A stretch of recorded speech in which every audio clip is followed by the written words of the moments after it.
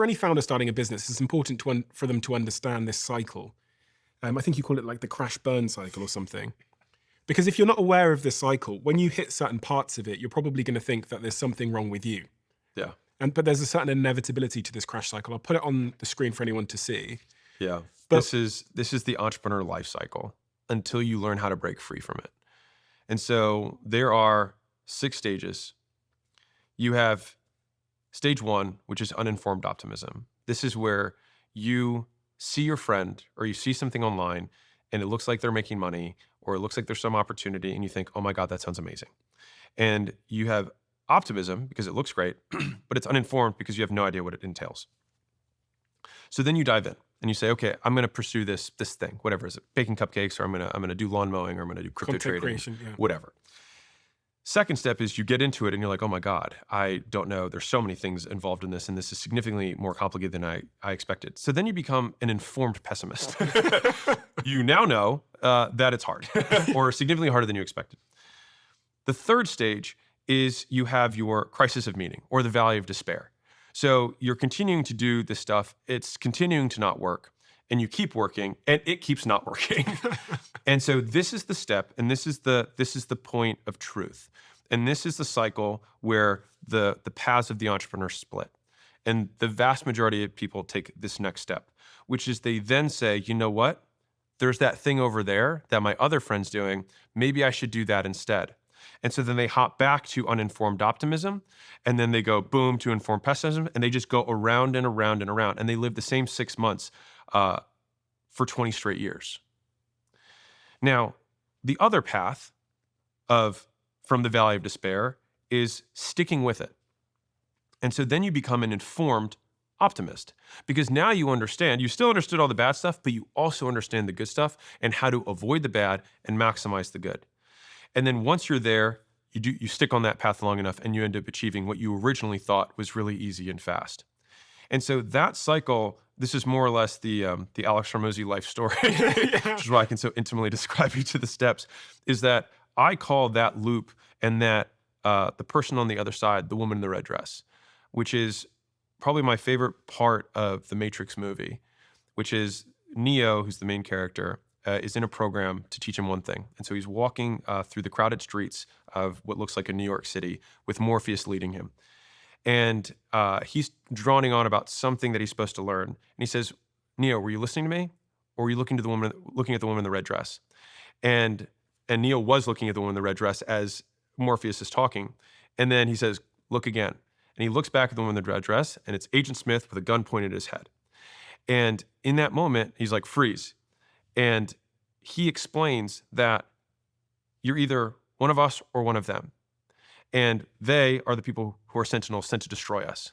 And so what appears to be the woman in the red dress is actually an agent from the system meant to destroy the opportunity that you're in right now. And so I love the woman in the red dress so much because it's so real. Because you're in this thing, you're in this relationship with your business.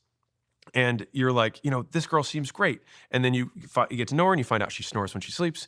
And all of a sudden it's like, you see the sweatpants and no makeup in the morning, and you realize that sometimes she's moody, whatever. But you start to get to know. You're like, I don't know if we're going to get married, but this is kind of where we're at. And then you see a woman in the red dress, and you're like, you know what? I think that's the girl. And so you quit this relationship with your business and you get into that relationship. But then you realize that girl has crabs, she has a crazy ex-boyfriend, and you're like, oh my God, I didn't want to deal with any of this stuff, right? And so my CFO, was one of the first people that you're like, oh my God, I hired that person, it changed everything. So my CFO in Jim Launch had taken 4 companies from 0 to 100 million. She had done over 40 M&A transactions. Her largest one was 5 billion, super experienced. She was at the very end of her career. And she was like, I'll take you guys, I'll take this one last ride with you guys. And so, mind you, Layla and I'm 26 or 27 at the time. Layla's 23, 24, and we're sitting across the table from a very experienced business person being like, please help us. And so one of the things that she taught me that I'll never forget is she said, the grass is always greener on the other side. You just don't know that it's fertilized with shit. And she's Southern, so she had this deep Southern accent. She's like, there's always shit. Yeah. Shit everywhere. And so she's like, I've been in enough businesses to know that all businesses have shit. And so you just have the shit you don't know about and the shit you do know about. And you're in this business. And so this is the shit you know. And that has been so profoundly impactful in my life because it was so hard for me to break the cycle, really hard for me. I mean, I gave you my life story of the many businesses that I've been involved in. And so like the entrepreneurial ADD has been so real for me. And I've made some of the biggest career mistakes by just pursuing and splitting my attention between multiple endeavors. And I can say truthfully that this 2024 was the first year, and this is now 2025, the first time in my life where I haven't experienced FOMO. So fear of missing out. And it was one of those things that I just always had. I would see somebody doing really well. I was like, oh man, I mean, I should be getting into that. Like that, I shouldn't be doing this. I should be doing that. And it was one of those things, kind of like being happy, where like you don't realize you're happy. You just look back and you're like, you know what? That was a really good year. You know, like you kind of see it in retrospect. What I realized was that now when I hear someone say like, oh my God, I crushed it with this thing, I think that's amazing for them. I'm sure there's tons of problems that I don't know about, and that's amazing. But I'm going to keep doing this thing because this is the only thing I know how to do pretty well. And I'm just going to keep compounding my information advantage against everybody else who thinks this is easy and wants to get into it. And so I think that any massive company that you know of has existed for multiple decades. And in order for something to exist for multiple decades, the founder has to stay focused on that thing for the whole time. And I measure focus by the quantity and quality of things that you say no to. And I measure commitment, or I define commitment as the elimination of alternatives. And so if you think of marriage as the ultimate commitment, then it is the ultimate commitment because you've eliminated literally every alternative besides this person.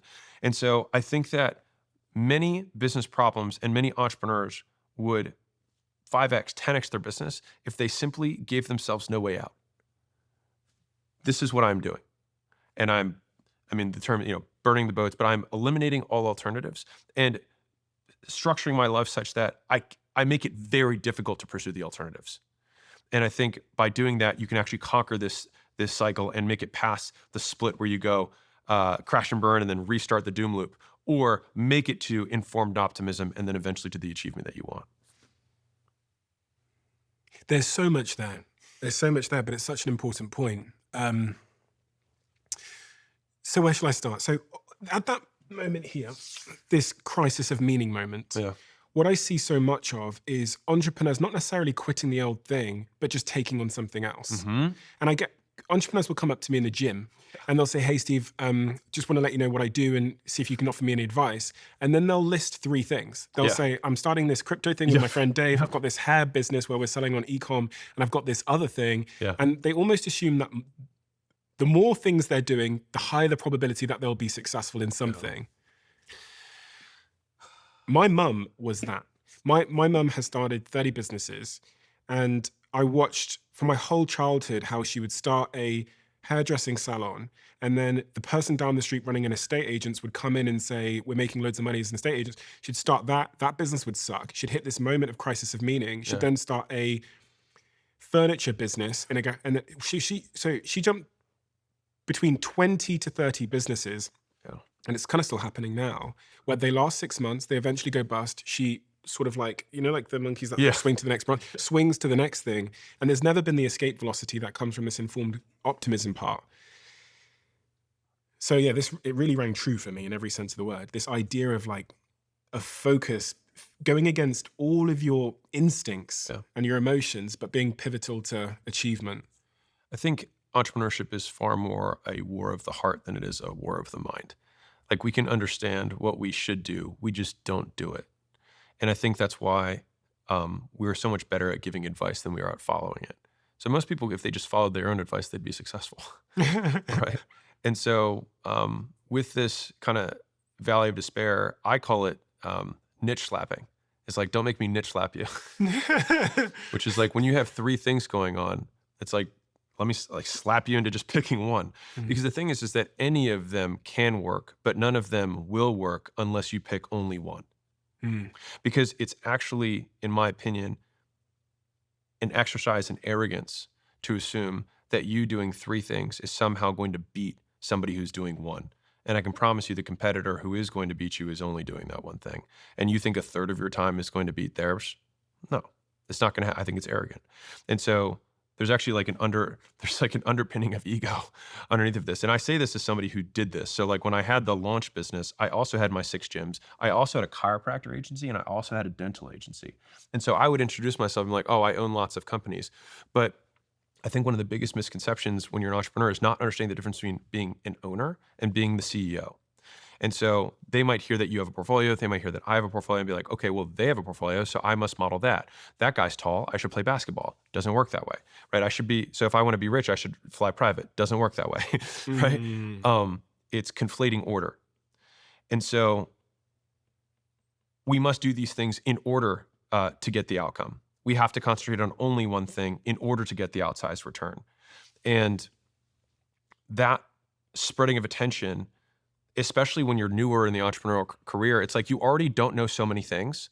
How do you now want to have 3 sets of unknowns that you want to try and conquer at the same time? And the fallacy of thinking is that I'm going to try all of them and see which one works, but none of them will work because you're waiting to see which one will work. Because you can force, in my opinion, you can force one thing to work, provided, like, I'm gonna just assume basics, like you're not selling $5 bills for $4. Like, like, you know, the normal economics of a business. Like if a real estate business exists, there are other people who are making money. There are hair salon businesses where people are making money. There are lawn mowing businesses where people are making money. You can make money in all of them. You just can't make money in all of them. Yeah. At the same, and it's when you walked in today and you sat down on the chair, I said, like, what's going on with you professionally? I remember what you said. You said more of the same and better, which clearly comes from your wisdom. my infinite wisdom, right? Well, it's just from suffering, the woes of this. Like, the biggest entrepreneurial mistakes I've made in my career have all come from splitting my attention. Every one of them. Like every single one of them. Like I talked about how I had the e-commerce business that I bolted onto my licensing company. I should not have done that. As soon as I did that, my revenue started slowing down in its growth. Why did you? Because I was ADD. I was like, oh my, I don't want to leave money on the table. And I want to be so violent about this. You are always going to leave money on the table. That is the result of focus. But you're leaving a small amount of money on the table to pursue the much larger money that's on another table of just sticking with the thing that you're on right now. Because compounding, if I were to show a chart here, it's like if you're at year 3 of your thing and you want to think about moving to year 0 of a new thing, you have to compare, maybe year 0 of a new thing grows faster, but it has to grow faster than year 3 to 4 of the thing that you're on right now. And I think that's people will compare year 0 to year 0, but not year 4 to year 0. And the thing is we have a linear life. And so it's an unfair but true comparison of the opportunity cost. And every exceptionally successful entrepreneur that I know has just stuck with one thing for such an inordinate amount of time. And I think there's a quote by, I want to say Shane Parrish, but he said, success is doing the obvious thing for an extraordinary period of time without believing that you're smarter than you are. Yeah. And it's just like, we know what we need to do. And so we don't need to make our lives more complex. Complexity will come with scale, I promise. And so just simply trying to do more of what you're already doing well is already hard enough. Don't add anything else. And so like, if you need to write some sort of commitment of like, I'm just going to stick with this, then do that. But what happens is, when we were talking about the levels earlier, about like beating the bosses. So what happens is, you know how to beat boss 1 through 3 of the game.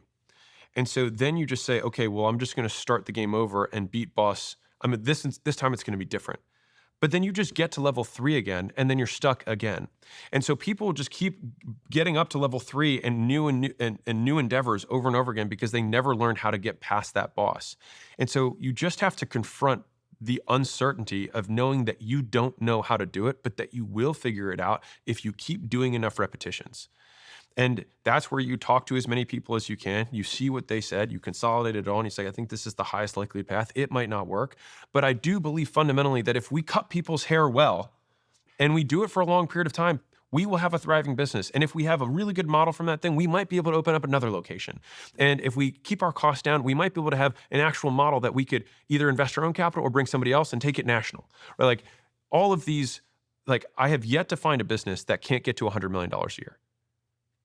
That has a permutation of it that exists. You're a dry cleaner, fine. Well, cool. We'll build the model, and either we're going to license the model, we can franchise the model out, we can get outside investors, we can scale it nationally, we can do it. But the crazy goals are only crazy because people have crazy timelines. They're actually very sane goals if you extend the timeline out. If you have a true 10-year goal or a true 20-year goal, almost anything's accomplishable. I mean, almost every multi-billion-dollar company is about, it's usually between like years 6 and 10 when companies get to kind of like those big numbers. And most people who are listening to this are 5 years into entrepreneurship, but you're 6 months into the thing that you've been working on right now. And you keep restarting the clock for getting to year 10 every time you start over. And I think that's the part that it took me a very long time to figure out. And I think it takes a lot of entrepreneurs. Like everyone messes around with a lot of stuff in the beginning because you just don't know what you're doing. And so in my experience, it takes about 5 years for most entrepreneurs that I know to just like find something that works. It takes about 5 years to figure out which way is north. Right? Yeah. And then it takes like another 5 years. And a lot of people, that's it. Like they restart, they go off, crash and burn. And it takes another 5 years to build something that can create generational wealth. So it's about a 10-year slug. And here's the really hard truth about it. If you have a job right now, for almost all of that 5 years, you quit your job because you don't want to work as hard as you are and you want to make more money. And as soon as you quit, you will realize that you are now going to work way harder than you were and you're going to make less money for an extended period of time. The one benefit is that you get to claim all responsibility for how little you make and how much you work because you're like, my boss is an idiot and it's me. But it's the truth. And I think that in some ways, having that optimistic ignorance is actually one of the really redeeming traits of entrepreneurs. And one of the really hard parts is that the biggest jump you have to make gets so immediately reinforced from the freedom you have from being able to, chart your own path. But that big success of quitting one thing and starting another, you need to immediately forget. And I think that fundamentally, that is why so many entrepreneurs keep doing it, is because the first time you do it, it's the biggest rush ever. You quit your job, you do the business, and you get some first traction. And that first dollar that you make when the new business, it's like the best dollar ever, right? But it's such a strong reinforcer that what does it reinforce? It reinforces stopping what you're doing and starting something else. And so I think one of the fundamental errors of entrepreneurship is that sometimes the jumping ship to start this thing is the lesson that you need to immediately unlearn, because after that, you have to just stick with it for a very long period of time. If you love the Diary of a CEO brand and you watch this channel, please do me a huge favor. Become part of the 15% of the viewers on this channel that have hit the subscribe button. It helps us tremendously, and the bigger the channel gets, the bigger the guests.